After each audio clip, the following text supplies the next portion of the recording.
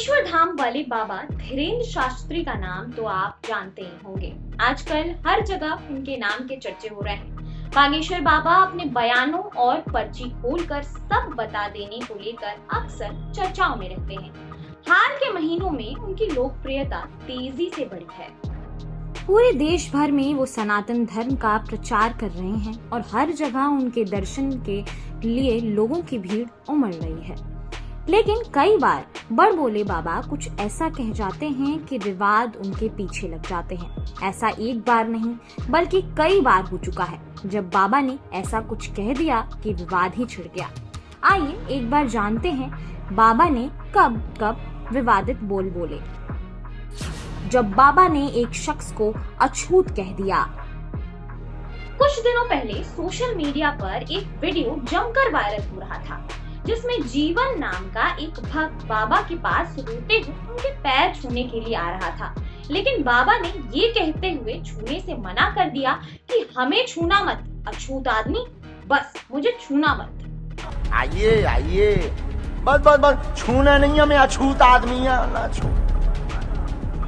आइए आइए, बस बस बस, छूना नहीं हमें, अछूत आदमी है ना छू।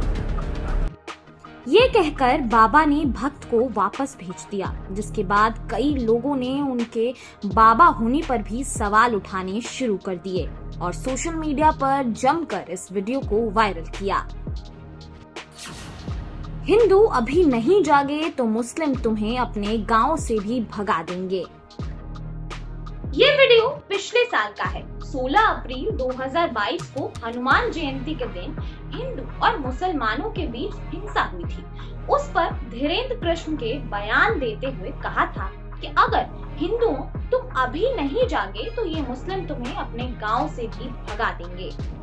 इसलिए निवेदन है कि सभी एक हो जाओ और पत्थर फेंकने वालों के घर पर बुलडोजर चलवा दो। सरकार कब तक बुलडोजर चलवाएगी? विवादित टिप्पणियों के सिलसिले में ये वो दूसरा था जिसमें शास्त्री ने अपने मुस्लिम विरोधी विचारधारा को व्यक्त कर सोशल मीडिया पर ट्रोल हुए थे। साईं बाबा को लेकर दिया विवादित बयान। एमपी के जबलपुर में कथा के दौरान पंडित धीरेन्द्र कृष्ण शास्त्री ने साईं बाबा को लेकर विवादित बयान दिया था। इसे लेकर बागेश्वर धाम सरकार धीरेन्द्र कृष्ण शास्त्री पर महाराष्ट्र में केस हुआ था। साथ ही इसे लेकर साईं भक्तों में भी आक्रोश था। महाराष्ट्र में ये विवाद तूल पकड़ रहा था। इसके बाद पंडित धीरेन्द्र कृष्ण शास्त्री ने अपने बयान से पलट गए थे। उन्होंने सोशल मीडिया पर पोस्ट कर लिखा था कि हमारा इरादा किसी को ठेस पहुंचाना नहीं था। धीरेन्द्र कृष्ण शास्त्री ने अपने पोस्ट में लिखा कि मेरा हमेशा संतों और महापुरुषों के प्रति सम्मान है और रहेगा। मैंने एक कहावत बोली जो हम अपने संदर्भ में बोल रहे थे कि अगर हम छतरी पीछे लगाकर कहें कि हम शंकराचार्य हैं तो ये कैसे हो सकता है। हमारे शंकराचार्य ने जो कहा वो हमने दोहराया है कि साईं बाबा संत नहीं फकीर हो सकते हैं। उनमें लोगों की निजी आस्था है। अगर कोई व्यक्ति किसी संत गुरु को निजी आस्था से भगवान मानता है वो उसकी निजी आस्था है, हमारा इसमें कोई विरोध नहीं। उन्होंने कहा कि हमारे किसी शब्द से किसी के हृदय को ठेस पहुंची, उसका हमें दिल की गहराइयों से दुख है और खेद है।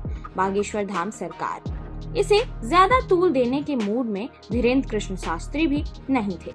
उन्होंने माफी मांगकर मामले को शांत करने की कोशिश की।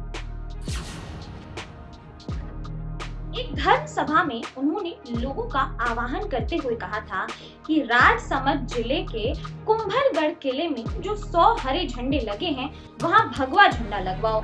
उदयपुर शहर के गांधी ग्राउंड में एक धर्म सभा की गई थी जिसमें पंडित धीरेन्द्र शास्त्री के साथ कथा मर्मज पंडित देवकीनंद ठाकुर और बांसवाड़ा के संत उत्तम स्वामी सहित कई संत महात्मा मंच पर मौजूद थे। पंडित धीरेन्द्र शास्त्री ने कुंभलगढ़ किले में भगवा झंडा लगवाने का मंच से 3 बार जिक्र किया। कहा, डरते तो हम किसी के बाप से नहीं हैं, डरते तो वो हैं जो बुज़दिल होते हैं। हम तो वो हैं जो कुंभलगढ़ किले में भी भगवा झंडा लगवा कर मानेंगे। युवाओं की भीड़ को आह्वान करते हुए शास्त्री बोले, तुम चाहते हो कि वहाँ भगवा झंडा गड़े? क्या ये बात सही है? अगर सही है तो चुप क्यों बैठे हो? परशुराज जयंती के मौके पर पंडित धीरेन्द्र कृष्ण शास्त्री ने अपने भक्तों से सोशल मीडिया के माध्यम से जुड़े हुए थे, तमाम प्रश्नों के जवाब दे रहे थे। इसी दौरान उन्होंने भगवान परशुराम के बारे में बताना शुरू किया और कहा कि ये क्षत्रिय अचानक से प्रकट कहां से हो जाते थे। इस पर थोड़ी सी चर्चा करते हैं। सहस्त्रबहु जिस वंश से था, उस वंश का नाम था हेह वंश। हेह वंश के विनाश के लिए भगवान परशुराम ने फरसा अपने हाथ में उठाया। हेह वंश का राजा बड़ा ही कुकर्मी, साधुओं पर अत्याचार करने वाला, स्त्रियों पर बलात्कार करने वाला था। बाबा बागेश्वर यहाँ नहीं रुके। आगे उन्होंने बताया, साधु का काम ही है दुष्टों को ठिकाने लगाते रहना। इसलिए उन्होंने हेह वंश के राजाओं को मारना प्रारंभ किया, लेकिन अपने शास्त्र की मर्यादाओं का पालन करते हुए कभी भी न तो स्त्रियों पर अपना परसा उठाया, न ही बालक बालिकाओं पर अपना परसा उठाया। उन्होंने आतताई राजाओं को मार दिया, पर उनके बच्चों को हाथ नहीं लगाया। लेकिन जब वो बच्चे युवा हुए और उन्होंने भी अत्याचार प्रारंभ किया और उन्होंने भी अपने पिता का बदला लेने के लिए भगवान परशुराम पर आक्रमण किया, तो फिर भगवान परशुराम ने उन आतताइयों का वध किया। फिर उनकी संतान हुई, फिर उनका वध किया। हेह वंशी क्षत्रिय समाज पर की गई टिप्पणी पर धीरेन्द्र शास्त्री ने अब सफाई दी है। बागेश्वर धाम के ट्विटर हैंडल पर लिखा है, विगत कुछ दिनों से एक विषय संज्ञान में आया है। एक चर्चा के माध्यम में मेरे द्वारा भगवान परशुराम जी एवं महाराज सहस्त्रबहु अर्जुन जी के मध्यम हुए युद्ध के विषय में जो भी कहा गया, वो हमारे पवित्र हिंदू शास्त्रों में वर्णित आधार पर कहा गया है। हमारा उद्देश्य किसी भी समाज अथवा वर्ग की भावनाओं को आहत करना नहीं था, न ही कभी होगा, क्योंकि हम तो सदैव सनातन की एकता के पक्षधर रहे हैं। फिर भी यदि हमारे किसी शब्द से किसी की भावना आहत हुई हो तो इसका हमें खेद है। हम सब हिंदू हैं, एक हैं और एक रहेंगे। हमारी एकता ही हमारी शक्ति है। मांग का सिंदूर ना हो, गले में मंगलसूत्र ना हो, तो मतलब प्लॉट अभी खाली है। सोशल मीडिया पर उनका एक वीडियो शेयर किया जा रहा है। इनमें वो प्रवचन के दौरान कहते हैं, किसी स्त्री की शादी हो गई हो तो उसकी दो पहचान होती है, मांग का सिंदूर, गले में मंगलसूत्र। अच्छा, मान लो मांग का सिंदूर ना भरा हो, गले में मंगलसूत्र ना हो, तो हम लोग क्या समझते हैं कि भाई ये प्लॉट अभी खाली है।